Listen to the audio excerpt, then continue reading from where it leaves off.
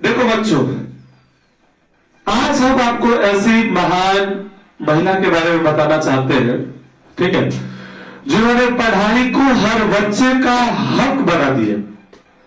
ठीक है, तो कौन बना दिए? तो बाबू ने, उनका नाम था सावित्रीबाई फूले। कौन था? सावित्रीबाई फूले। उनका जन्म आज ही के दिन यानी कि 3 जनवरी 1831 में महाराष्ट्र में हुआ था। बात आ गया समझ में?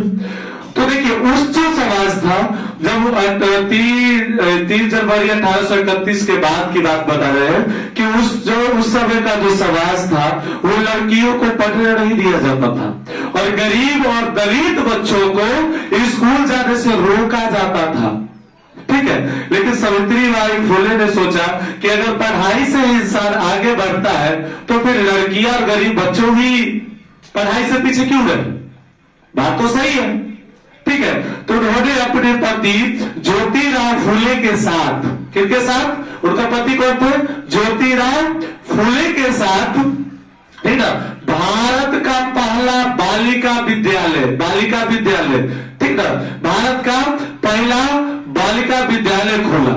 जब सावित्रीबाई फुले स्कूल जाती थी ना, तो तुमको लगता है कि यह समाज आसानी से छोड़ दिया होगा। जब वो स्कूल जाती थी तो समाज के लोग उन पर कीचड़ फेंकते थे। ठीक है, एकदम गंदी भद्दी बातें कहा करते थे। आज भी तो आज का समाज सोचो, हमारे अब तो बहुत मॉडर्न हो गए हम लोग, फिर भी आज की जब नई शादी होती है, बहन आती, जो बहुएं आती है और टीचर हो, तो उनको बाइक से अगर स्कूटी दे दिया जाए हमारे गांव में, तो अजीब बातें की कमेंट किया जाता है। सोचो उस समय क्या हाल रहा होगा। ठीक है, तो उन पर कीचड़ उछाला जाता था, लेकिन वो रुकी नहीं।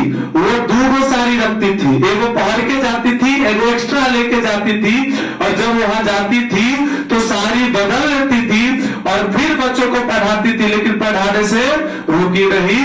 सब समझो, देखो बाबू, सावित्रीबाई फुले भारत की पहली महिला शिक्षक बनी।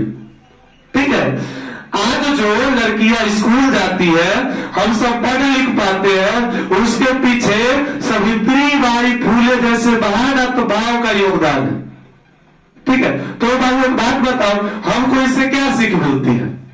कि सबसे पहला से पढ़ाई सबसे बड़ा हथियार है मेरे भाई। क्या? पढ़ाई सबसे बड़ा हथियार है। दूसरा, कभी भी हार नहीं मानना चाहिए। सोचो, जब उनके ऊपर कीचड़ फेंका जाता था, वो रुक जाती तो इतना आगे जाते नहीं। तो इसीलिए कभी हार नहीं मानना चाहिए और सबको बराबरी का अधिकार देना चाहिए। गरीब और अमीर के बीच में बॉन्ड नहीं बनाना चाहिए। ठीक है, एक दूसरे को बैरियर नहीं बनाना चाहिए। ठीक है, सबको बराबर का अधिकार देना चाहिए। ठीक ना? तो हम सब मिलकर सावित्रीबाई फुले को धन्यवाद देते हैं। ठीक ना? कि सावित्रीबाई फुले, ठीक ना, क्या शिक्षा सबके लिए जरूरी है। ठीक है, जय हिंद।